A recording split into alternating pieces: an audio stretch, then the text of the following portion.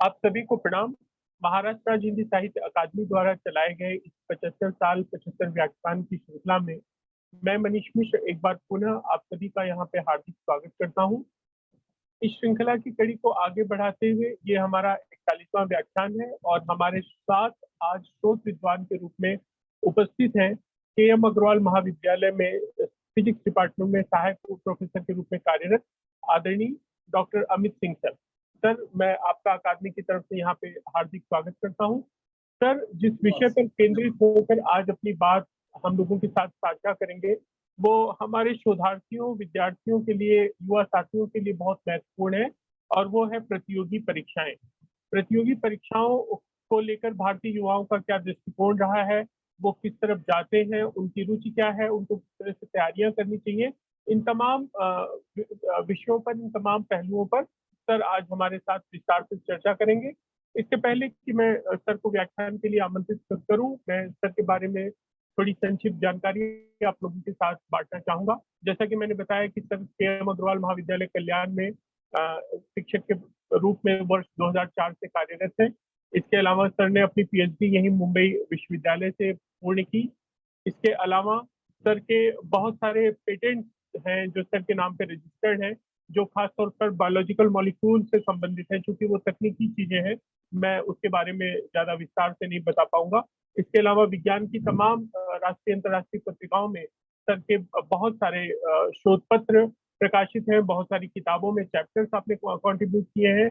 आपकी कुछ किताबें भी प्रकाशनाधीन है, कुछ किताबें प्रकाशित हो चुकी हैं। तो ऐसे युवा, प्रतिभावान और ऊर्जावान हमारे बड़े भाई, हमारे साथी आज हमारे बीच हैं, जो हमारे युवा साथियों को प्रतियोगी परीक्षाओं के बारे में, उनकी रुचियों के बारे में और उनको किस तरह से तैयारी करनी चाहिए उसके बारे में विस्तार से चर्चा करेंगे। तो मैं बड़े आदर और सम्मान के साथ आमंत्रित करता हूँ भाई डॉक्टर अमित सिंह को कि वे आए और अपना व्याख्यान प्रस्तुत करें। डॉक्टर अमित सिंह। धन्यवाद सर। मनीष जी धन्यवाद। मैं अपनी बहुत सारी बातें जब मैं आप लोगों के साथ शेयर करूंगा, एक्सप्रेस करूंगा, तो उसमें क्षमा कीजिए बहुत सारे इंग्लिश के वर्ड्स होंगे, क्योंकि एक्चुअली हम लोगों का जो सब्जेक्ट है उसमें हमें इंग्लिश पर ही ज्यादा स्ट्रेस रहता है, ज्यादा जोर रहता है उसमें। फिर भी मैं इस तरीके से एक्सप्लेन करने का प्रयत्न करूंगा कि आप लोगों को मेरी बात सही से पहुंच जाए। अभी जैसा कि सर ने बताया, मैं संक्षिप्त में अपना परिचय दे देता हूं। मैं डॉक्टर अमित सिंह, मैंने मुंबई यूनिवर्सिटी से पीएचडी की है और अग्रवाल कॉलेज में पिछले 20 वर्ष से मैं कार्यरत हूं। तो अग्रवाल कॉलेज में मैं फिजिक्स पढ़ा रहा हूं। इसके साथ साथ, पढ़ाने के साथ साथ मेरी प्रतियोगिता परीक्षाओं में भी बहुत रुचि रही है और मैं कंटिन्यूअसली मैंने ये कोशिश किया है कि मैं कोई ना कोई एग्जाम दूं और उसको क्लियर या क्वालिफाई करूं।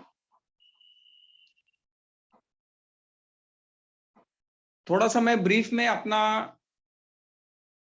ये सफर बता देता हूं कि कैसे मेरा कैरियर मैंने बिल्टअप किया है, तो इससे भी आप लोगों को ये अंदाजा।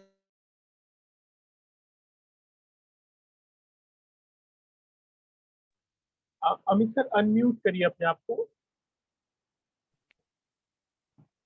करियर में क्या बातें इंपॉर्टेंट रहती हैं, जैसे अब मैंने अपना जो टीचिंग का कार्य स्टार्ट किया, टीचिंग में मैं आया, वहां पर टीचिंग का जो काम है वो 5.5 घंटे का एक रूटीन काम होता है। तो इसमें हमें बहुत सारा समय मिल जाता है, टीचिंग काम में हमें बहुत सारा समय मिल जाता है कि हम कुछ एक्स्ट्रा कर सकें। तो उसी एक्स्ट्रा करने के लिए, जैसे टीचिंग का तो एक जॉब है ही, था ही मेरे पास, है ही है इस समय, लेकिन उसमें कुछ एक्स्ट्रा करने के लिए मैंने प्रयास करना शुरू किया और उस प्रयास में सबसे पहले मैंने जो सफलता जो मिली वो थी जब मैंने मुंबई यूनिवर्सिटी के एमफिल के लिए जो एग्जाम होता है वो क्वालिफाई कर लिया। तो मुंबई यूनिवर्सिटी का जो एमफिल का एग्जाम था, वो क्वालिफाई करने के बाद मुझे वहां पर एमफिल प्रोग्राम में एडमिशन मिल गया। अब एमफिल में जैसा कि आप लोगों को अगर अंदाजा होगा, तो एमफिल प्रोग्राम में हमें 1 ईयर्स 1 साल के लिए थियरी पेपर्स की पढ़ाई करके एग्जाम देना होता है, और 6 मंथ्स का 6 महीने का उसमें एक डेजर्टेशन सबमिट करना होता है। और वो डेजर्टेशन पीएचडी के लेवल का नहीं होता है, लेकिन उसकी ये रिक्वायरमेंट होती है कि उसमें आप एक रिपोर्ट ना बनाएं उसे। मतलब वो डेजर्टेशन, उसका नाम इसलिए दिया गया है कि वो एक रिपोर्ट, नॉर्मल रिपोर्ट नहीं होनी चाहिए। तो वहां से मुझे एक ऐसा एक्सपोजर मिला कि जो हम रेगुलर एमएससी तक पढ़ते हैं या पीजी तक पढ़ते हैं, और जो रिसर्च में जो है, या जो आगे हमें इंडस्ट्री से जो फेस करना है, तो उसमें क्या रिक्वायरमेंट होती है। तो मुझे पीएचडी, ये एमफिल प्रोग्राम में एक अंदाजा आ गया कि ये हमें क्या करना होता है। तो ये मेरा जो पहली सफलता थी कि वो मैं उसका एग्जाम क्वालिफाई करके मेरा वहां सिलेक्शन हो गया, पर वो जॉब नहीं था। एमफिल जो है वो एक कोर्स के कॉम्पिटिटिव एग्जाम थी, लेकिन उसकी भी तैयारी जो है, अभी आप लोगों को पता है कि बहुत सारी जो एग्जाम्स होती हैं वो मल्टीपल चॉइस क्वेश्चन, जैसे एक क्वेश्चन रहेगा, उसके 4 ऑप्शंस हैं, तो उनमें से एक करेक्ट ऑप्शन हमको लेना है। तो ये अपने आप में एक स्किल डेवलप करना है कि जैसे हमने कुछ रीडिंग किया और हम कैसे हम अपने माइंड में उसको रखें कि जब हमें हमारे सामने प्रश्न आए तो हम उसके करेक्ट ऑप्शन को क्लिक कर सकें। तो जो पढ़ने के समय हमें ये देखना होता है, पढ़ने के समय हमें ये देखना होता है कि हम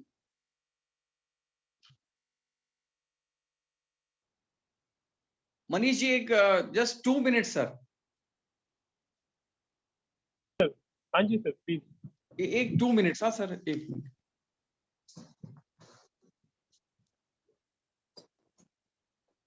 कुछ व्यक्तिगत कारणों से सर थोड़ा एक आध मिनट के लिए हमसे दूर हुए हैं, लेकिन बहुत ही जल्द वो हमसे जुड़ आएंगे और आगे का व्याख्यान हम सर के साथ जारी रखेंगे। हाँ, क्षमा कीजिए, ठीक। Sorry for the interruption. अच्छा, तो मैं जैसे बता रहा था कि अब देखिए, मैं टीचिंग में हूं, लेकिन मुझे कैसा था कि कुछ एक्स्ट्रा भी करना है, कुछ मुझे आगे लेके जाना है मेरा करियर। और बहुत बार हमें जब करियर आगे लेके जाना है तो कुछ परीक्षाएं हमें देनी होती हैं, कुछ एग्जाम्स हमें, जो नॉर्मल हर जगह का पैटर्न होता है, जैसे जो यहाँ अपने यहाँ पैटर्न है और जो विदेशों में भी पैटर्न है, तो उन पैटर्न में ये सिमिलैरिटी है कि हमें ये जो ऑब्जेक्टिव टाइप के क्वेश्चंस हैं उनकी तैयारी करनी। तो मैं जब एमफिल कर रहा था तभी मुझे ये था कि इनसे रिलेटेड जो एग्जाम्स होते हैं उनको क्वालिफाई करना है। तो एमफिल से रिलेटेड जो एग्जाम है, जो आगे जैसे असिस्टेंट प्रोफेसर बनने के लिए एग्जाम है, तो सेट एग्जाम या नेट एग्जाम, तो उसका एक पैटर्न है।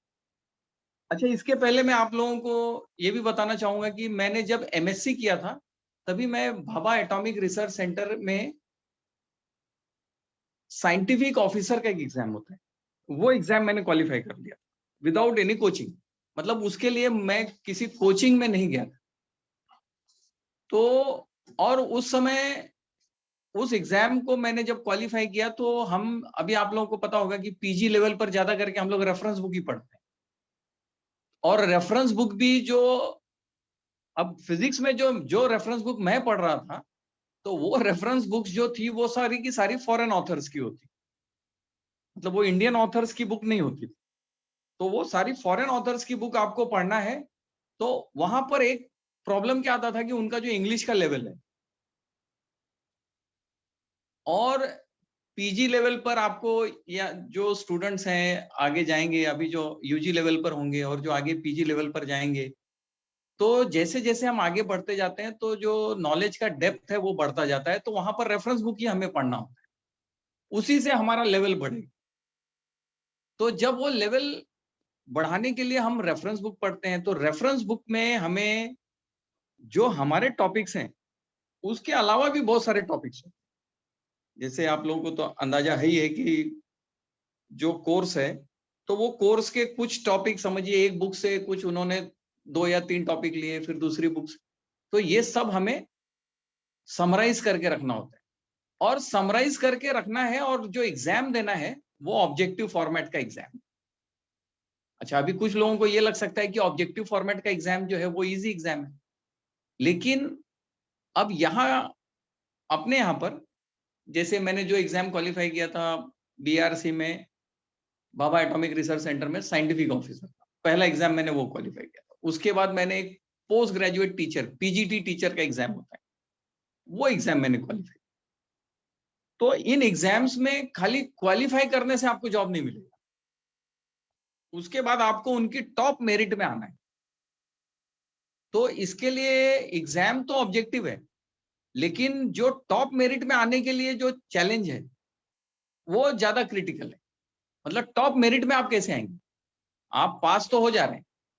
तो मैं इस संदर्भ में आप लोगों को ये बताना चाहूंगा कि ये जो पीजी लेवल पे जो एग्जाम्स होते हैं, तो उनमें आपको इन बातों को समझना है कि रेफरेंस बुक से आप पढ़ेंगे, रेफरेंस बुक को आप रीड करेंगे और अपनी नोट्स बना करके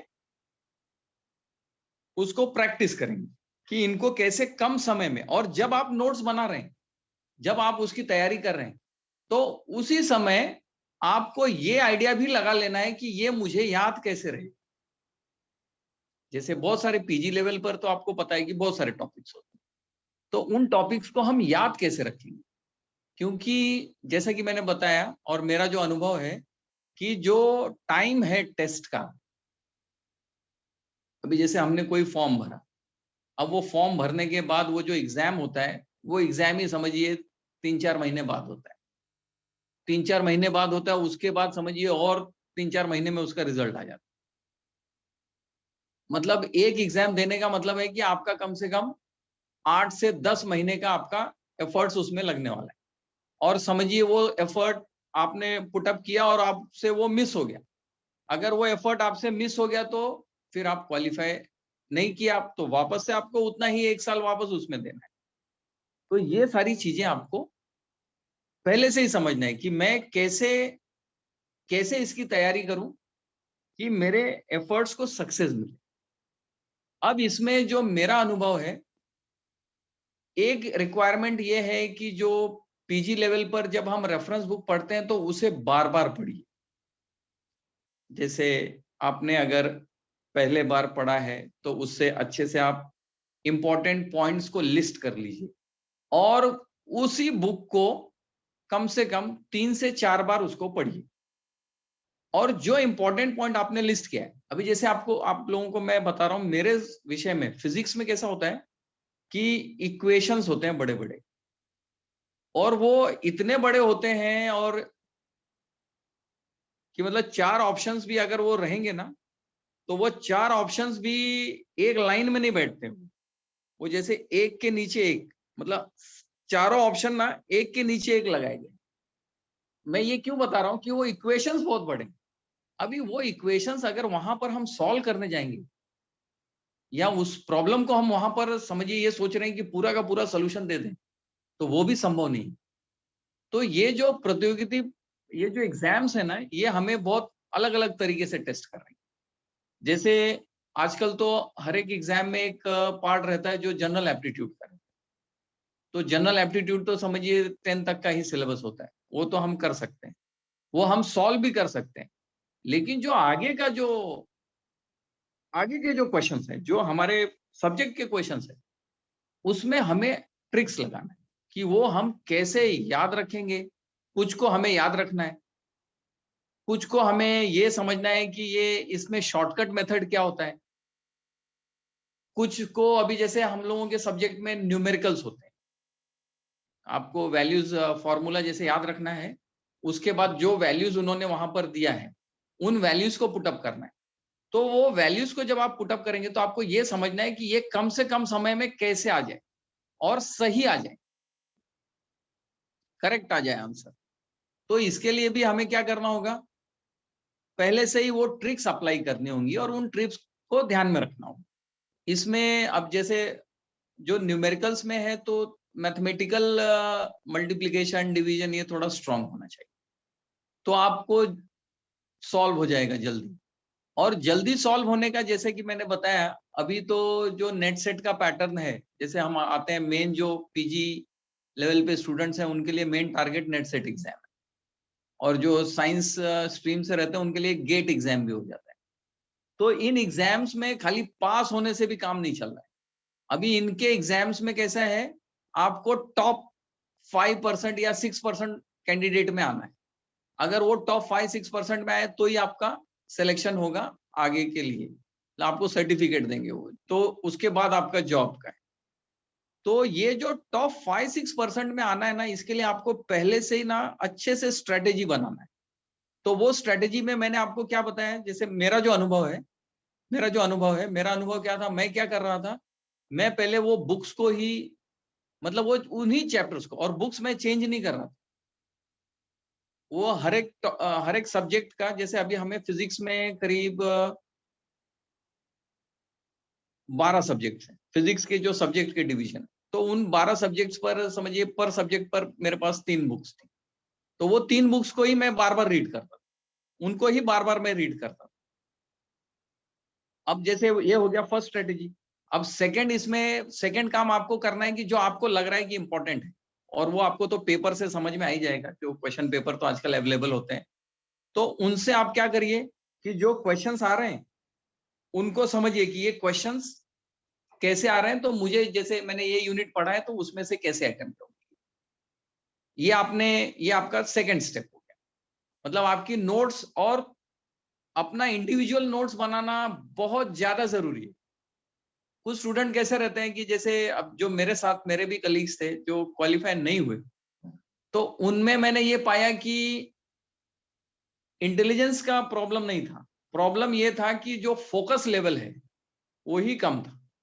मतलब वो लोग बुक्स भी चेंज कर रहे थे, प्लस उनके नोट्स नहीं बन रहे थे। तो आपको पहले बुक्स फिक्स रखना है कि मैं ये बुक्स के बारे में आपको बार बार चेंज नहीं करना है, फिर आप नोट्स अपना बना लीजिए। इसके बाद थर्ड स्ट्रेटेजी में ये है कि आपको उसको याद कैसे रखें। अभी ये भी देखिए बहुत बड़ा धारणा ये कि हमें समझना चाहिए सब, हमें याद नहीं रखना चाहिए। बहुत से लोगों को ऐसे लगता है कि, या जैसे हम लोग जब, अब मैं भी जब स्टूडेंट के सामने जाता हूँ और जब हम उनको समझाते हैं तो हम उनको यही बोलते हैं कि पहले समझो समझो। अभी ये बहुत बार क्या हो जा रहा है, स्टूडेंट को ऐसा लग रहा है कि समझ लिया तो मेरा काम हो गया, तो वो आप क्वालिफाई नहीं कर पाएंगे। खाली समझने से क्वालिफाई नहीं होगा, क्योंकि ये एग्जाम का ऐसा इन्होंने जो कॉम्पिटिटिव एग्जाम्स का नेचर बना रखा है ना, कि उसमें खाली पास नहीं होना है, आपको वो टॉप जो 6% में आना है। तो वहां पर खाली समझने से नहीं चलेगा, आपको याद रखना है ताकि आपकी स्पीड अच्छी हो। अगर आपकी स्पीड अच्छी होगी तो ही आप पूरा का पूरा पेपर रीड कर पाएंगे।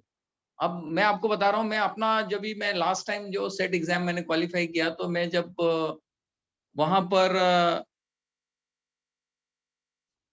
2 राउंड में एग्जाम होता है, पहला जनरल एप्टीट्यूड का टेस्ट होता है और बाद में जो सब्जेक्टिव। तो मैंने देखा कि बहुत सारे स्टूडेंट जो थे वो फर्स्ट एग्जाम के बाद वापस आए ही नहीं। फिर कुछ को मैंने देखा कि जो सेकंड एग्जाम में भी वो, उनका एक्सपीरियंस मैंने देखा कि वो पूरा रीड ही नहीं कर पाए पेपर में।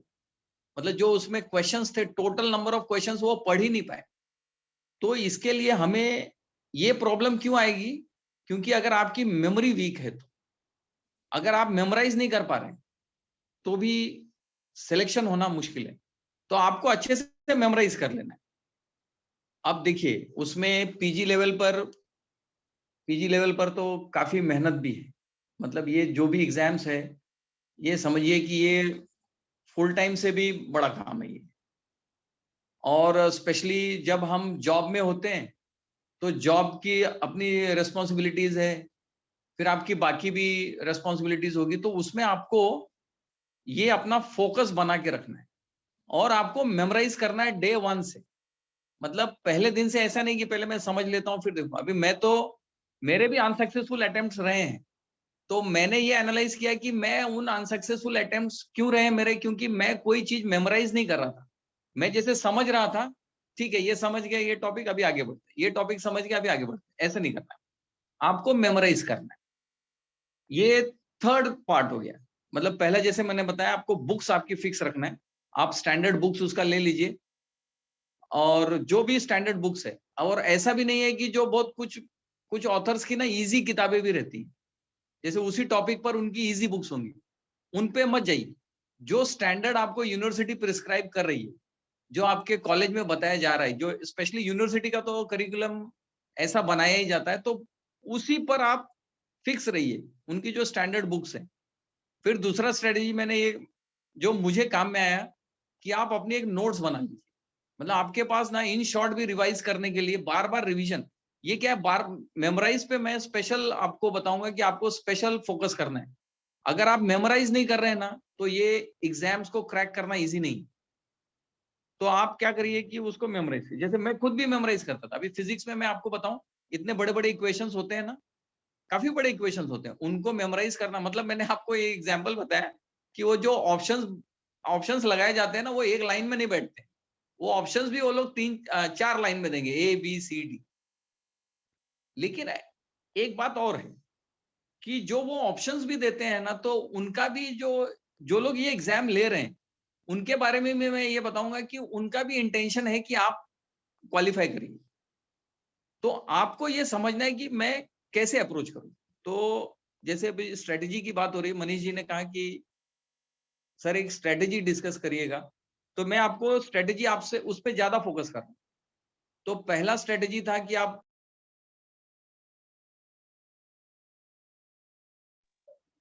सर आप अनम्यूट हो गए, अनम्यूट करिए।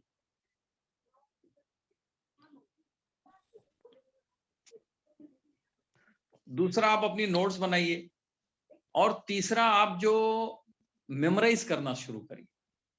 नोट्स आप तभी बनाएंगे जब आपको समझ में आएगा, उसके बाद आप मेमोराइज करना स्टार्ट करिए। मेमोराइज करने के बाद आप अब जो फोर्थ पॉइंट है, अपना रेस्पॉन्स टाइम आपको डिक्रीज करना है। मतलब कितने समय में आप पढ़ करके, कितने कम समय में आप पढ़ करके उसका रेस्पॉन्स दे सकते हैं। तो इसके लिए आपको क्या करना है, इसके लिए आपको जो टॉपिक्स आपने पढ़ा है उसका बार बार आपको रिवीजन करना है। जितना ज्यादा रिवीजन होगा, उतना रेस्पॉन्स टाइम कम हो जाएगा। अगर आपने उसको समझिए 2 बार पढ़ा है और किसी ने उसको 6 बार पढ़ा है, तो जिसने 6 बार पढ़ा है उसका रेस्पॉन्स टाइम ऑब्वियसली कम हो जाएगा।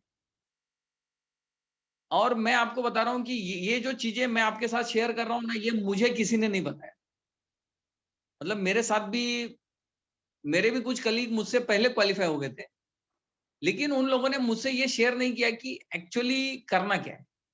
तो ये जो चीजें मैं आपको शेयर कर रहा हूं, इस पे आप लोग स्पेशल फोकस करिए कि यही ऐसे ही जाना है। और जब आपका रेस्पॉन्स टाइम कम होने लगेगा, तब क्या होगा, आपका पेपर जो है ना कंप्लीट हो जाएगा। क्योंकि इन एग्जाम्स में पूरा पेपर पढ़ना बहुत जरूरी है। अच्छा, अभी इसमें मैं आपको एक चीज बता रहा हूं, जैसे ये मैंने अनुभव किया है, जो मेरे अनसक्सेसफुल अटेम्प्ट्स थे, उसमें भी मैंने ये ऑब्जर्व किया था कि कुछ क्वेश्चन जो है वो रिपीट हो रहे हैं, उनका पैटर्न रिपीट हो रहा है। हालांकि सभी लोगों को ये पता है कि नेट और सेट में, नेट सेट या जो जैसे बीआरसी का एग्जाम है या पीजीटी का एग्जाम है, इसमें कुछ रिपीट नहीं होता है। लेकिन मैं आपको बता रहा हूँ, मेरा अनुभव बता रहा हूँ, मेरे भी अनसक्सेसफुल अटेम्प्ट रहे कि चीजें रिपीट होती हैं। हाँ, वो एग्जैक्टली सेम वर्ड में नहीं रिपीट होगी, पर वो कुछ आइडियाज को रिपीट करते हैं। और ऐसे कितने आइडियाज को रिपीट करते हैं वो, तो मैं आपको बता रहा हूं, ऐसे 60% आइडियाज को वो रिपीट करते हैं। मतलब अगर आप पूरा सिलेबस देखेंगे, तो उसमें आपको ये समझ में आ जाएगा। और वो पेपर को एनालाइज कीजिए। जैसे आप 5 साल का पेपर लीजिए और उसको सिलेबस से एनालाइज कीजिए, तो आपको ऐसा समझ में आएगा, जो मुझे मेरी प्रिपरेशन में काम में आया था, कि इसमें रिपीट हो रही है ये चीजें। हाँ, सेम वर्ड्स नहीं हो रहे हैं, सेम वैल्यूज नहीं हो रही, लेकिन वो पैटर्न रिपीट हो रहा है। तो पैटर्न रिपीट होना भी अपने आप में एक इंडिकेशन है कि ये एग्जाम्स ऐसा भी नहीं है कि क्वालिफाई नहीं हो सकते। अभी इसमें अब देखिए, लेकिन कुछ लोग जैसे एडवांटेज में, कुछ यूनिवर्सिटीज जो है वो अपने कैंडिडेट्स को एडवांटेज का पोजीशन में रख दे रही हैं, तो उनको ये पैटर्न और जल्दी समझ में आ जाता है। जैसे अब हमारे यहाँ मुंबई यूनिवर्सिटी में क्या पैटर्न है कि एक जो, जैसे मैंने बीएससी किया है, तो बीएससी में मैंने फिजिक्स पढ़ा है, केमिस्ट्री पढ़ा है, मैथ्स पढ़ा है, फिर मैंने फिजिक्स मैथ्स पढ़ा है, और लास्ट में मैंने फिजिक्स पढ़ा है।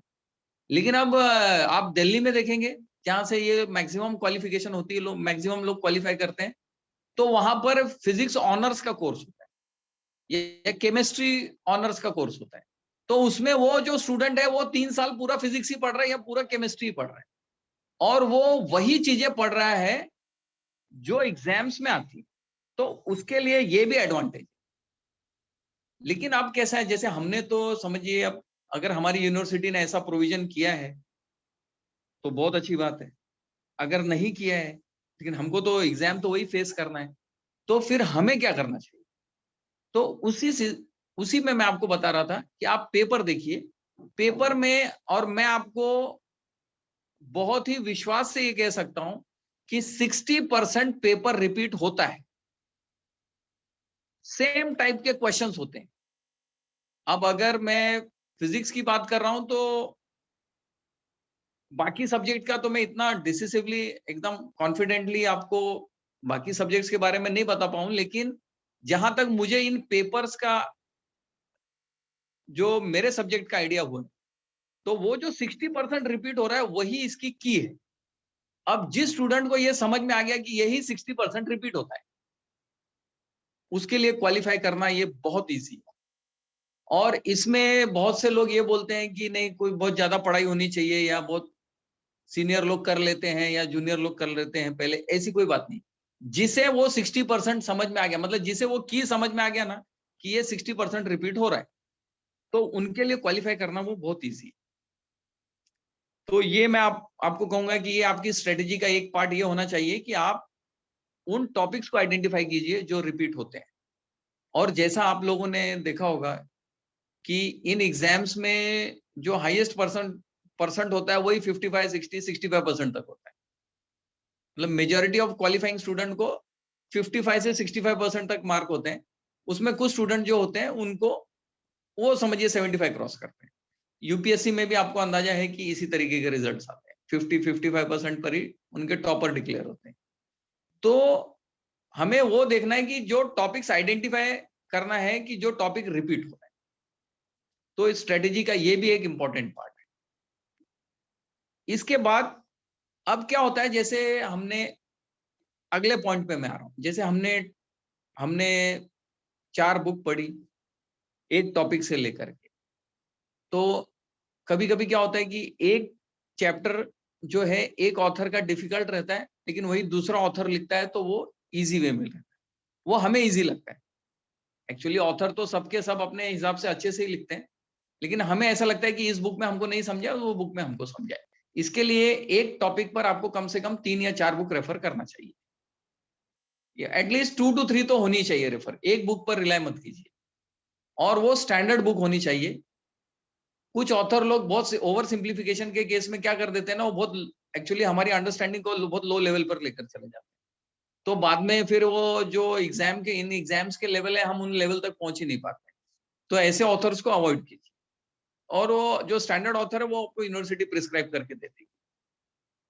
अच्छा, इसके बाद मैं एक चीज और बताना चाहूंगा। बहुत बार क्या हो रहा था, जैसे मेरे जो अनसक्सेसफुल अटेम्प्ट थे उसमें ना मैं पूरा पेपर पढ़ ही नहीं पा रहा। मतलब जैसे फर्स्ट सेक्शन किया, तो फर्स्ट सेक्शन तो एप्टीट्यूड का रहता है, तो वो पूरा अटेम्प्ट हो जाता है। सेकंड सेक्शन में मैं ये ऑब्जर्व कर रहा था कि मैं पूरा पेपर नहीं पढ़ पा रहा। मैं उसमें समझिए किसी साल 40%, किसी साल 60%, पर मैं 100% तक क्वेश्चन रीड नहीं कर पा रहा। पर अभी लास्ट समय, जिस समय मैं क्वालिफाई हुआ, तो मैंने वो पूरा पेपर पढ़ लिया। तो पूरा पेपर पढ़ने से आपको एडवांटेज क्या होता है, जैसे मैंने बताया ना कि वो 60% टॉपिक्स के क्वेश्चन इजी होते हैं, और आपको ये आइडेंटिफाई करना है कि मुझे किस बुक से मैंने वो इजी टॉपिक पढ़ा है। तो अगर हमने सारे के सारा पेपर पढ़ लिया, पूरा पेपर अगर आपने रीड कर लिया ना, तो हो सकता है कि वो जो लास्ट के 4-5 क्वेश्चन हो वही इजी हो।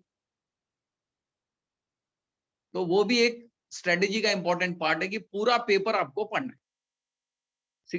बहुत बार क्या होता है, जैसे एग्जाम के समय में, अभी 3 आवर्स का एग्जाम है तो हम एग्जॉस्ट हो जाते हैं, थक जाते हैं। फिर कभी कभी हमें लगता है कि अभी अभी हम अटेम्प्ट नहीं कर पाएंगे या सही अटेम्प्ट नहीं कर पाएंगे। लेकिन मेरा ये सजेशन है कि आप लास्ट क्वेश्चन तक जरूर जाइए। लास्ट क्वेश्चन तक जाने से ये है कि हो सकता है कि जो क्वेश्चन आपको वो टॉप 6% में लाने वाले हैं वो लास्ट में ही, तो वहां तक आपका जाना बहुत जरूरी, वहां तक आप जरूर जाइए। अब इसमें मैं एक चीज और ऐड करना चाहूंगा कि जैसे मैंने कहा कि पूरा का पूरा पेपर है ना, किसी भी साल टफ नहीं होता है। पूरा का पूरा पेपर अगर टफ हो जाए, जैसे अभी कोई, जैसे मैं फिजिक्स का ही बात कर दूं, तो ऐसे बहुत सारे हर टॉपिक से ऐसे क्वेश्चंस हैं कि जिनको अगर लिस्टिंग कर दिया जाए तो क्वालिफाई करना ही मुश्किल है, किसी के लिए क्वालिफाई करना मुश्किल है। तो वो पेपर ऐसा सेट करते हैं कि आपको 60% क्वेश्चन, 65% क्वेश्चन, इजी क्वेश्चंस मिलेंगे ही मिलेंगे, और उन्हीं क्वेश्चंस, वही क्वेश्चंस आपको क्वालिफाई कराएंगे। तो ये जो, जैसा मैंने ये अब जो मेरा अनुभव रहा है कॉम्पिटिटिव एग्जाम से, तो वो मैंने आपको शेयर किया। और इसमें देखिए, मैं अभी भी आपको कह रहा हूं कि ये इंटेलिजेंस का कम है और जो स्ट्रेटेजी बनाना है उसका ज्यादा काम है। और एक प्रॉब्लम जो आती है, ये जो पीजी लेवल के जो एग्जाम्स होते हैं, इसमें प्रॉब्लम आती है कि हमारे जॉब्स से, एक तो हमारा जो भी नॉर्मली कैसा है, सभी लोगों को कोई ना कोई पीजी के बाद जॉब करना अनिवार्य हो जाता है, कंपलसरी हो जाता है, क्योंकि उनको फैमिली को सपोर्ट करना है। तो जब आप जॉब में जाते हैं तो उसमें आपको टाइम निकालना है, वो भी एक बड़ा प्रॉब्लम। और ये सारे काम है ना, रेगुलर काम, मतलब आपको अपना फोकस बहुत स्ट्रांग बना करके रेगुलर आपको कम से कम डेली 3 to 4 आवर्स का, कम से कम 3-4 घंटे का आपको समय निकालना है, और वो समय में फोकस बना करके यही काम करना है, चाहे सिचुएशन कैसी भी हो जाए। और मैं आपको बहुत गारंटी से बता रहा हूँ कि जैसे ये 8 महीने का टाइम होता है, अगर एक एग्जाम का फॉर्म भरने में, एग्जाम देने में और रिजल्ट आने में, 8 महीने का टाइम बहुत बड़ा टाइम है, 6 महीने का टाइम बहुत बड़ा टाइम है। इसमें नॉर्मली सिचुएशन खराब ही होती है, मतलब आप ऐसा बहुत कम पाएंगे कि आपको 6 मंथ्स तक कोई टेंशन नहीं हुआ, या कोई बात से आपका काम कहीं बढ़ा नहीं है। जैसे आप अगर, अब जैसे हम लोग, मैं कॉलेज में काम करता हूँ, तो कॉलेज की जो जिम्मेदारियां हैं, तो उसमें कहीं ना कहीं हमें ऑब्स्ट्रक्शंस आते ही हैं, वो पक्का आएंगे। लेकिन आपको जो वो रूटीन आपने बना रखा है ना, वो आपको किसी सिचुएशन में चेंज नहीं करना। वो समय अगर आप निकाल पाए तो ही आप आगे बढ़ सकते हैं। नहीं तो ये जो अभी सिचुएशन है, और जो गवर्नमेंट जिस लेवल पर एग्जाम्स का लेवल बढ़ाती जा रही, इसमें ये काफी कठिन कर दिया है। वो एग्जाम कठिन तो है ही है, इसमें तो कोई दो राय नहीं है। लेकिन हमें, अगर हमारी स्ट्रेटेजी ठीक है, तो हम ये क्वालिफाई कर सकते हैं। लोग क्वालिफाई करते ही हैं। और इसमें देखिए, एक बात मैं और बता रहा हूं आपको, जो लड़कियां होती हैं, गर्ल स्टूडेंट्स का क्वालिफाइंग परसेंटेज ज्यादा रहता है, और बॉयज लोग का जो परसेंटेज है, क्वालिफाइंग परसेंटेज, वो थोड़ा कम रहता है। उसका भी रीजन है, टीचिंग में तो आप देख ही रहे हैं कि स्कूल लेवल टीचिंग पर तो ज्यादा करके महिलाएं ही हैं, लेकिन आगे के लेवल पर भी उन लोगों का जो परसेंटेज है वो ज्यादा हो रहा है। इसका रीजन है कि उनका जो फोकस है, उनका जो डायवर्शन है, फोकस उनका ज्यादा है और डायवर्शन उनका कम है। तो हमें जो, स्पेशली दिस इज, ये मैं बॉयज लोगों के लिए, मेल स्टूडेंट्स के लिए बता रहा हूं कि आपको फोकस अपना बना के रखना है, क्योंकि इसके बाद जो रिवॉर्ड्स हैं, जैसे आपने पीजी किया, और पीजी के बाद जैसे मैंने पीएचडी भी किया है, लेकिन मैं आपको बता रहा हूँ कि मेरी सोसाइटी में जो वैल्यू है ना, वो कॉम्पिटिटिव एग्जाम की वजह से ज्यादा हो गई। अभी जब मैं पीएचडी किया था, तो जो लोग मेरे संपर्क में थे, पीएचडी को भी मान सम्मान बहुत ज्यादा है, मैं ये नहीं कह रहा हूँ, लेकिन एक कॉम्पिटिटिव एग्जाम क्वालिफाई करने के बाद आपका जो आपके लिए जो ओपनिंग होती है वो ज्यादा हो जाती है। तो जो ये मेहनत है ना उसके लिए, वो उसका वर्थ है। मतलब जो आप मेहनत करेंगे कॉम्पिटिटिव एग्जाम्स के लिए, वो रियली उसका वर्थ है, जो टाइम आप देंगे। और देखिए क्या है, हर एक चीज का अपना वैल्यू होता है। जैसे कुछ लोग अ, पैसों को ज्यादा इंपॉर्टेंस देते हैं, कुछ लोग नॉलेज को ज्यादा इंपॉर्टेंस देते हैं, कुछ लोग सामाजिक प्रतिष्ठा को ज्यादा इंपॉर्टेंस देते हैं। तो हर एक अलग अलग है। तो ये एक्चुअली मैं थोड़ा सा फिलोसॉफिकल हो रहा हूँ, लेकिन ये मैं आपको इसलिए बता रहा हूँ कि जो लेवल का रिकॉग्निशन मुझे कॉम्पिटिटिव एग्जाम्स के बाद मिला है ना, वो मुझे पहले नहीं मिला था। क्योंकि ये जो है ना, ये समाज ने कुछ बेंचमार्क सेट करके रखे हैं कि भाई ये ऐसे है, ये एग्जाम क्वालिफाई किया, ये एग्जाम क्वालिफाई किया। अब जैसे देखिए, कोई यूपीएससी क्वालिफाई करता है तो ऑब्वियसली वो बहुत बड़ी बात है। यूपीएससी क्वालिफाई करना बहुत बड़ी बात है। पर एट द सेम टाइम मैं ये भी कह रहा हूँ कि ऐसा नहीं कि वो बाकी लोग नहीं कर सकते, वो सभी कर सकते हैं। खाली वो फोकस की बात है और आपकी कितनी हिम्मत है। अब बहुत बार क्या होता है कि जब हम जैसे एग्जाम का हमने फॉर्म भर दिया, अब मेरे साथी बहुत से कलीग्स थे, वो फॉर्म तो भरते थे, पर फॉर्म भरने के बाद फिर वापस से वो उनके जो लाइफ के जो नॉर्मल प्रॉब्लम्स रहते थे उसमें इन्वॉल्व हो जाते। आपको उससे ही बचना है। तो आप क्या करिए, अब उससे कैसे बचेंगे आप, उसका भी मैं आपको एक मेरा एक्सपीरियंस शेयर कर दे रहा हूँ। मैंने ये डिसाइड कर रखा था कि मैं सुबह 5 बजे से 7 बजे तक मैं यही काम ही करूँ। तो 5 टू 7 में, अब जो मेरा कॉलेज का टाइम है, जिस समय मैं कॉलेज में एंगेज रहता, तो 12 बजे से लेकर के 5:30 बजे तक का टाइम। और वो टाइम ऐसा होता था कि उसमें कुछ सोचने के लिए भी टाइम नहीं होता है। मतलब उसमें आपको पढ़ाना भी है और जो बच्चों से रिलेटेड एडमिनिस्ट्रेटिव काम करना है। तो इससे आपकी स्ट्रेटेजी का एक पार्ट ये होना है कि भाई मैं 7 दिन में से 6 दिन तो मैं सुबह बैठ ही जाऊँ। सुबह या जो भी टाइम आप फिक्स करें। और आप लोगों को पता ही है कि जो सबसे बेस्ट टाइम होता है वो मॉर्निंग टाइम ही होता है। तो ये सारी बातें आप अपने रूटीन में लाइए। और इसकी जो मेहनत है, मैं आपको एक चीज ये भी बता रहा हूँ कि इसके लिए जो भी आप एफर्ट्स लेंगे, वो एफर्ट्स का रिवॉर्ड भी है। मतलब मॉनेटरी रिवॉर्ड्स भी हैं। मतलब आपको वो पैसे से भी रिवॉर्ड किए जाएंगे, आपको सोसाइटी से भी रिवॉर्ड किए, मतलब आपको जो भी समय आप इसके लिए देंगे। अभी बहुत लोग ये बोलते हैं कि नहीं, वो एग्जाम टाइम दे करके क्या होगा, ऐसा नहीं है। वो आप टाइम दीजिए, वो एग्जाम क्वालिफाई कीजिए, उसकी अलग ओपनिंग, उसकी सोसाइटी में अभी भी। और हर पीजी सब्जेक्ट से उसकी ओपनिंग है, ये भी मैं आपको बता दूं। हर पीजी सब्जेक्ट से अगर आपने, अभी मैं जितने भी अपने कलीग्स को देख रहा हूँ, जैसे पीएचडी कर लेना एक बहुत बड़ी बात। तो जिन लोगों ने पीएचडी कर लिया है उनको मैं देख रहा हूँ वो बहुत अच्छी पोजीशन। तो वैसे ही इन एग्जाम्स का भी है।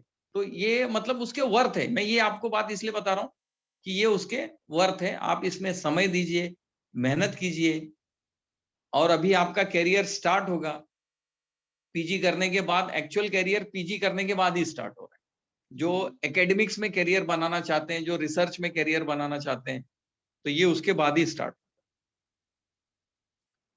तो मैं ऐसा उम्मीद करता हूँ कि मैंने जो मेरा एक्सपीरियंस था, जो मैंने अनुभव किया है, वो मैंने काफी लेवल पर आपको एक्सप्रेस कर पाया हूं मैं। अब आगे अगर कोई बात ऐसी है तो मनीष जी, अगर आप ऐसा कुछ चाहते हैं तो और मैं बोल सकता हूं, अगर पॉइंट नहीं आप। नहीं सर, बहुत बहुत धन्यवाद। आपने अपने व्यक्तिगत अनुभवों के माध्यम से बहुत सारी परीक्षाओं के बारे में, उनकी तैयारियों को लेके, उनको लेके विद्यार्थियों की किस तरह की स्ट्रेटेजीज होनी चाहिए, कहाँ पे उनको ज्यादा ध्यान देना चाहिए, किस तरह की किताबों का उनको रेफरेंस के रूप में उपयोग करना चाहिए, ये सारी चीजों पे आपने बड़े विस्तार से विद्यार्थियों का मार्गदर्शन किया। और मुझे पूरा विश्वास है कि हमारे जो युवा साथी इस व्याख्यान से जुड़े जुड़े रहेंगे या इंटरनेट पे इस व्याख्यान को सर्च करेंगे, निश्चित तौर पे उनको बहुत उनके लिए ये लाभकारी होगा। मैं एक बार पुनः अकादमी की तरफ से आपके प्रति हार्दिक कृतज्ञता व्यक्त करता हूँ कि आपने हमारा अनुरोध स्वीकार किया और आज इस व्याख्यान के लिए आपने समय निकाला। बहुत बहुत धन्यवाद सर। और आपकी अनुमति से धन्यवाद मनीष, धन्यवाद। आपकी अनुमति से अब मैं आज के इस व्याख्यान की समाप्ति की घोषणा करता हूँ। एक बार पुनः बहुत बहुत धन्यवाद। थैंक यू सर, धन्यवाद Manish, thank you so much.